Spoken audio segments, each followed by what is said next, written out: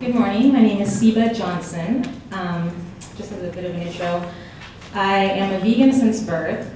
My mom became vegan long before I was born. It was called strict vegetarian back then.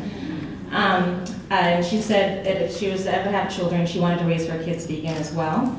From a very young age, I was taught about what happens in animal experiment laboratories and what happens in the meat and dairy industry.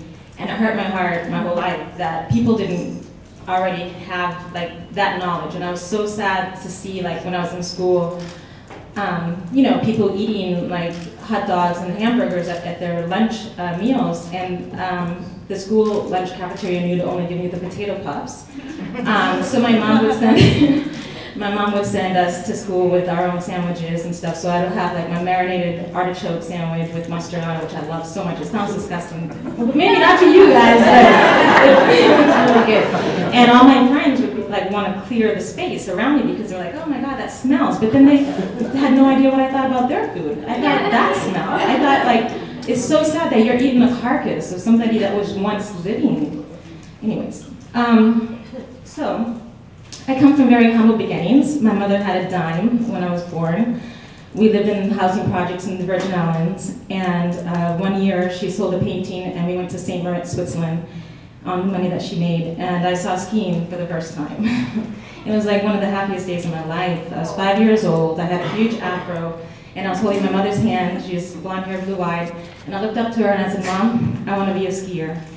9 years later, I was at the start gate of the Olympics. Wow. So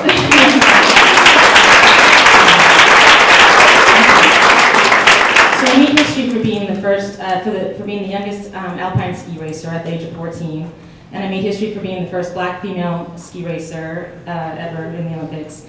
And that brought along a lot of racism and death threats and poison pen letters that I had to deal with from the ages of 14 to 18. But I used that platform, and I used all the interviews I would get because of this, you know, groundbreaking thing in the Olympics to speak about vegetarianism, veganism, to speak about animal rights, and to tell that I would never wear leather, would never wear fur, never wear anything that had to do with a once living being.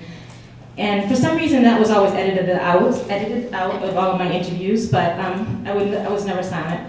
And then there's this one day, and I don't know how many minutes. Am I talking too much? Am I okay? There was this one day when a ski sponsor, it was really hard to obtain sponsors, first of all, that didn't have wool ski suits, didn't have like down in their jackets and stuff. But finally I was able to get Willy Bogner from Germany. But then another company wanted me to wear a ski suit that had patches of leather between the ski boots so that when the ski boots, you know, stitched together, it wouldn't rip. But I already had ski suits that had like plastic and rubber between, so my ski suit wouldn't rip. So I said I would not race in that outfit, and they disqualified me from the race. And it made more made more press attention than the winner of the ski race. So at least I brought that to light about cows.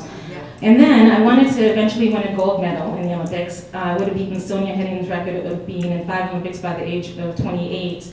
But I, in 1990, oh my God, how old am I? 1994, for the Lillehammer Games in Norway, they had just, which would have been my 3rd Winter Olympic Games, they had just lifted the moratorium on minke whale hunting, and I boycotted it and did not go. And so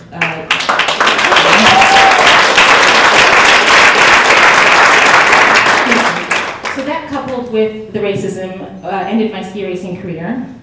I got into acting, and then found out that a lot of the agents didn't want to represent me because I would not do a Burger King commercial, I would not do, you know, wear leather or sit in a leather Lexus car or whatever for an interview, for a commercial.